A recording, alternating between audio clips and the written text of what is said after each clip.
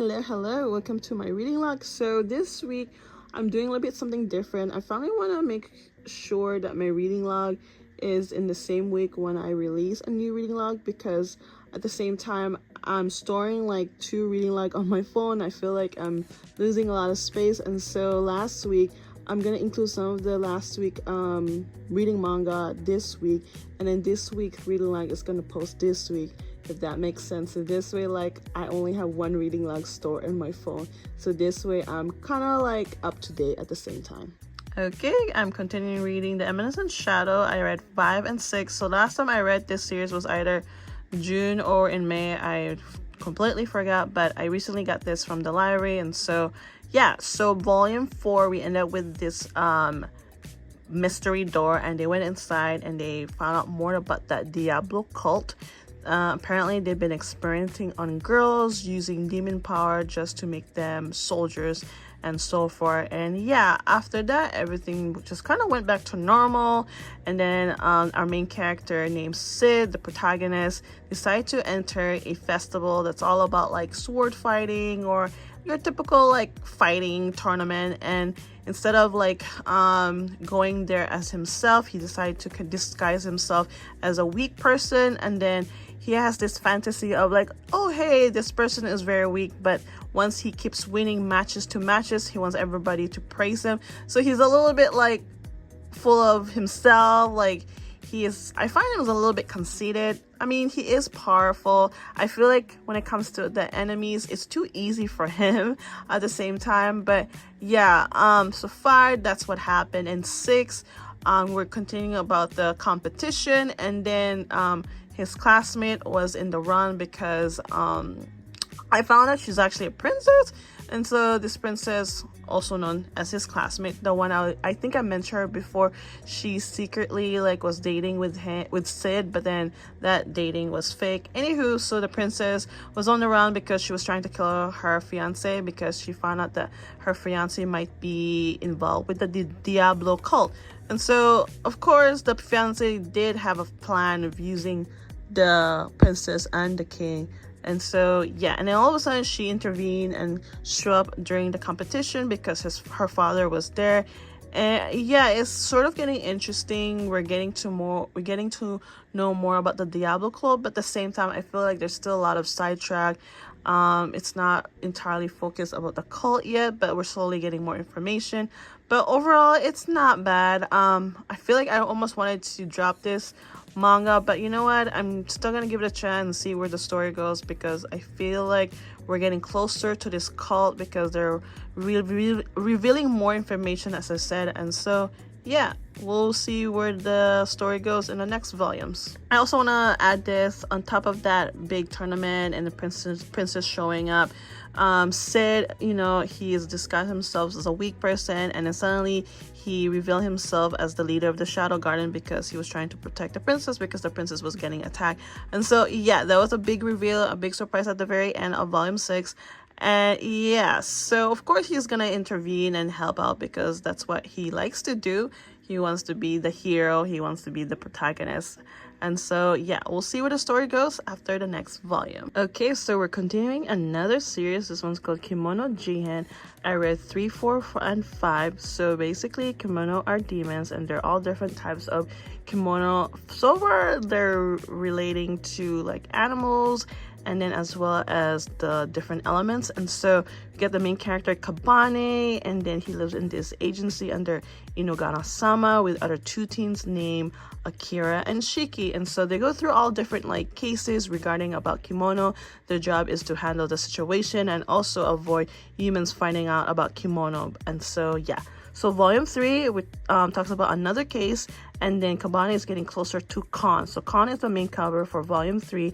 She used to work for Inari-sama. So Inari-sama, she's very like, I guess, famous. She's very also well-known kimono. She handled a lot of like conflicts and different situations when it comes to kimono, and she's also very close to, I guess, to the police station and so forth.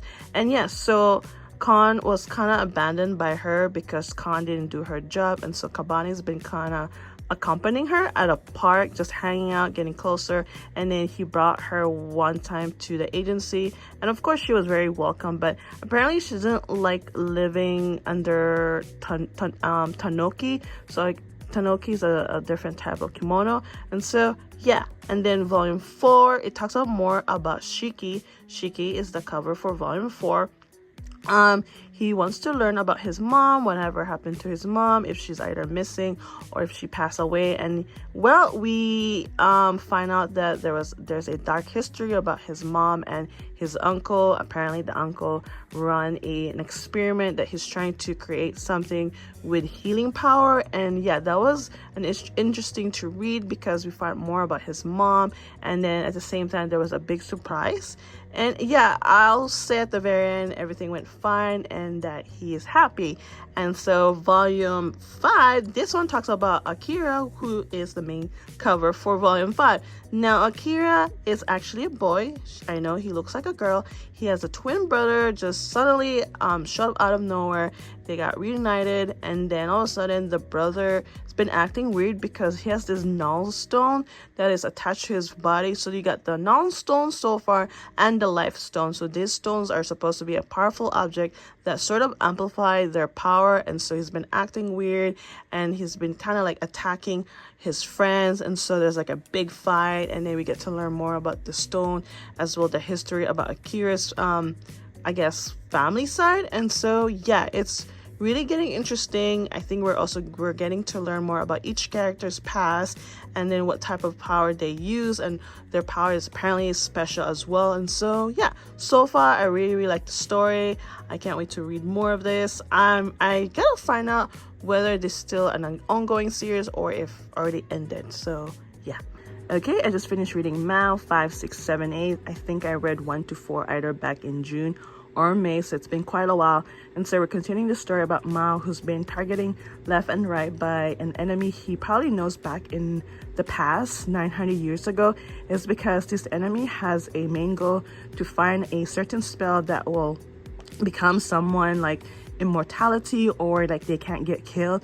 And so that's been the enemy's goal. And so they've been coming to Mao left and right, trying to like kidnap him, take the spell away from him, but they can't really, because that spell was given from the cat demon Byoki. And then Byoki the cat, we get to learn about his past, like why he was in the temple in the first place, because usually cat is not really supposed to be in that kind of environment, because cat can be used for an evil use, which the head temple, which is the priest, had like a dark secret, like he had a dark agenda, like they had a purpose for that cat, but for some reason the cat was kind of ahead of them and did something horrible. And yeah, so there's been a lot of like mystery and a lot of cases been going on, and we also get to learn more about what exactly happened 900 years ago, because Mao's been like accused for a lot of things, and then it's been revealed that he didn't really kill the daughter, because one of the 5 apprentices that was called to the temple, that was secretly called to had a plan to I think kill Mao, because Mao was supposed to be a sacrifice, but somehow that didn't happen. And yeah, so there was a witness like, oh, like Mao didn't really kill the daughter, and on all other sorts. And so yeah, a lot of good things, a lot of action. And Mao is also busy being a doctor because he's also an exorcist. And so yeah, sometimes the enemy would go after him left and right, and then sometimes there'll be like a break, and then yeah, and then we have the other main character Nanoka, who's been traveling back and forth. And so this has a similarity vibe when it comes to Inuyasha, because it's the same mangaka from Inuyasha. And so she's been okay, you know, she's been trying to learn a lot of things behind Mao, and then I think she's slowly getting like have feelings for Mao, because sometimes she's very like overprotected toward Mao, which has a similar to vibe when Kagome is very overprotected to Inuyasha. But yeah, she's all right in my opinion. But overall, the story is really not bad. It has a unique plot from Inuyasha, and I think there's already like over 16 volumes, so I'm a little bit behind, but you know, I'm not in a rush. I borrowed this from the library. And so yeah, really, really good stuff. I like it. So many things happen, and it's not very like boring. It's always like go, go, go, and there's always something happen. And so yeah, overall it's good. So I'm continuing another series called Yona of the Dawn. I read 5 and 6, and so in the last volume, Yona was trying to convince Blue Dragon to go with them, and then they finally did, because the Blue Dragon finally sees that Yona is very accepting, and that she's probably the second person to really accept for who he is, and that she's not really afraid of him, and so on. And then now they're on their next adventure, finding the next dragon, which is the green dragon. And so they enter in this port town, and now it took them a while to find the green dragon, because the green dragon can sense the other two dragon, and then he's been avoiding them because he knows what needs to be done, and he doesn't want to do it because he wants to have his freedom, and he likes his life right now being a pirate, but it's a good pirate job. Anywho, they finally found him. And then like Yona wanted to talk to the captain of the pirate, because it seems like they have the same common goal. Apparently this town is being corrupted by this dude who's been also kidnapping like mostly girls for human trafficking. And so now their mission is to stop this dude from continuing his business, because it's also making the town very suffer. They don't have their freedom. It just feels like there's nothing left except like getting abducted and getting sold off to somewhere else. And so now Yona and her comrade are gonna try to help the pirates and this human trafficking. And yeah, it's been really, really good. There's a lot of funny moments. And then Yona, at the same time, she's getting stronger. She wants to fight. She doesn't want the boys to do all the fighting, and so she's been feeling determined as well. And then at the same time, she's been seeing a lot of things that she hasn't seen before, because growing up in the palace, she was also not very exposed to really what's going on outside the palace. And so yeah, like she's very determined and motivated to help others, because that's what a true princess does, help the kingdom, help the people, and not, just stand back and do nothing. And so yeah, it's been a really good of a read. I really like the cover of volume 6. That's really, really cute. So volume 5, that is Yona and the White Dragon. Volume 6, that is Yona and the Blue Dragon. So we'll see if the 7 is with the Green Dragon. So now they just need one more dragon, because there's a total of 4 dragons and so forth. Yes, and so overall, so far the story is really good. I'm enjoying it. Okay, so I actually read 7, 8, and 9. I returned the 7 and 8 at the library, because this is a library manga. And so we were left in the last volume.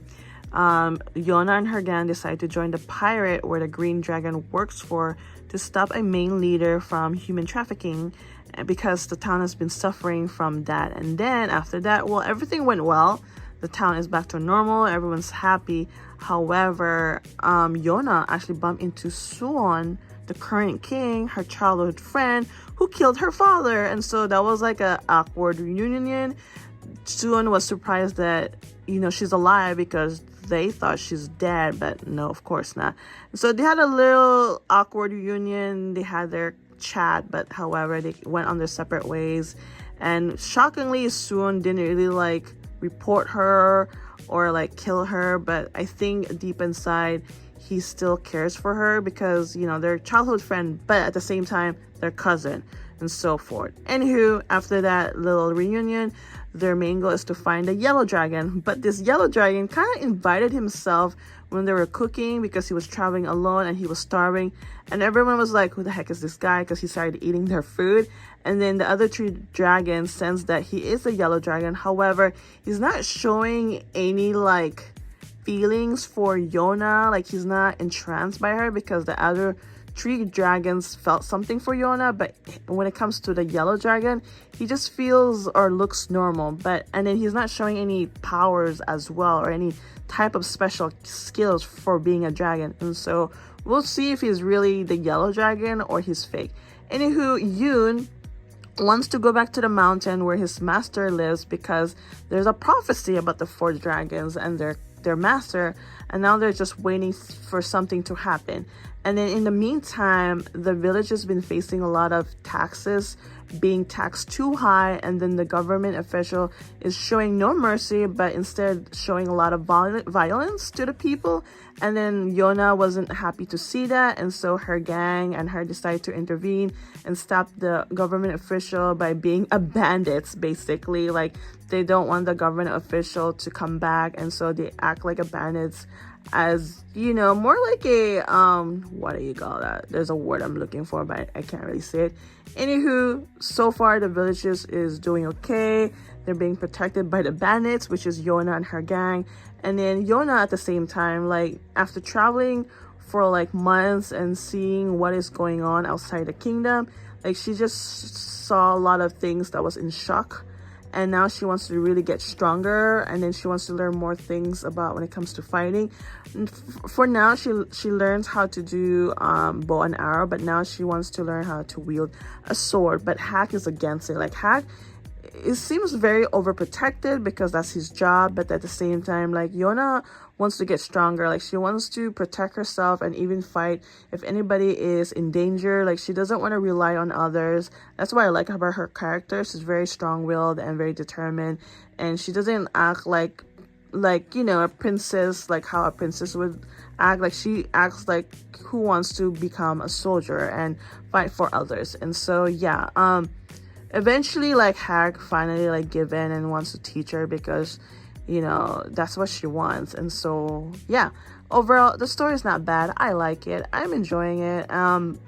There's just like a few sidetracks sometimes during the story, and yeah, sometimes there's funny moments which I like, and we just get to learn a lot of things, especially what's going on outside the kingdom, because all her life she's just been pampered and kept in the kingdom most of the time. And so yeah, I still have what, 30 volumes to catch up, because there's already like over 40 volumes out there. And yeah, so far I like it. I just hope my library has all 40 volumes, because if not, I'm gonna have a random volume here in my collection, because I'm not quite sure if I want to start collecting Yona of the Dawn yet. Maybe if they have a box set in the future, or if I can find it a good deal, like if I can find it in secondhand for a good deal. But yeah, for now I just want to continue borrowing from my library and just hope they have all the volumes. But yeah, overall it's a good story. I really like it. So I started reading Pretty Boy Detective Club now, and then I stopped midway because I'm like, I don't think this is vibing with me. It seems a little bit silly. The story is blah in my opinion, and so far the story is, yeah, it seems silly. I don't know, maybe this isn't for me. I thought this was gonna be all about like mystery, a little bit dark, but no, it's just about 5 boys who runs a detective club in a middle school, and most of the time their cases involved with young girls with their problems, and that's pretty much it. And so I grabbed this because based on the title, I never really read the plot, which I should. I mean, I usually do read the plot, but then when I saw, oh, it's a detective, maybe mystery story, but not really. I was looking forward more like a real case, but this one, I don't know, I find it silly, honestly. It's just my opinion. I don't think the story is vibing with me. Like, I really try, like, every time I turn the pages, I'm like, do I want to continue? This is not very interesting to me. It's just how I felt the whole time. Like, yeah, I don't think this is for me.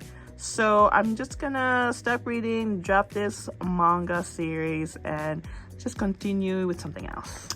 Okay, I just finished reading Summertime Rendering Volume 1. Holy cow, this story is crazy. A lot of things happening. It's a mix of horror, mystery, and it's a little bit dark and a little bit gory. So you got this main character who's been trying to figure out what is going on in this island, because apparently there's this folklore, something happened and now it's happening. And so at first he's just visiting to attend his sister's funeral, this sister, because she died from drowning. However, ever since that incident, a lot of mysterious is happening at the same time in the island, and he learned about this thing called shadows, and he did witness about these shadows they're basically almost like shifter, and their main goal is to, you know, use it as a feeding ground and devour people as much as they can so they can feed their mother. And now he's just like, his main number one goal is to protect his other sister named Mio as well as his friends, because these shadows are unstoppable. They're very cunning and very fast. And then he also have some sort of special power where every time he gets killed, he would relive the same time when he visited the island. And so now he's taking advantage of that to figure out what is going on, why are the shadow doing this. And he also needs to save his sister, because after reliving for maybe 2 or 3 times, his sister did die, and now this is a chance for him to save her and the rest of the town. And at the very end, like, everything went chaotic, something horrible happened, he was kind of off guard, and now like he realized the only way to save the town is to get killed and relive again. And apparently at the same time, he has a special eye power, because one of the shadow was saying like, why do you have mother's eye, or it's been lost. So that's a big mystery too. Like Shinpei, that's the main character, has this special eye power. Apparently maybe that's what's causing him to relive. And yeah, so crazy story. I like it. I'm enjoying it. It makes me want to continue more because I'm curious.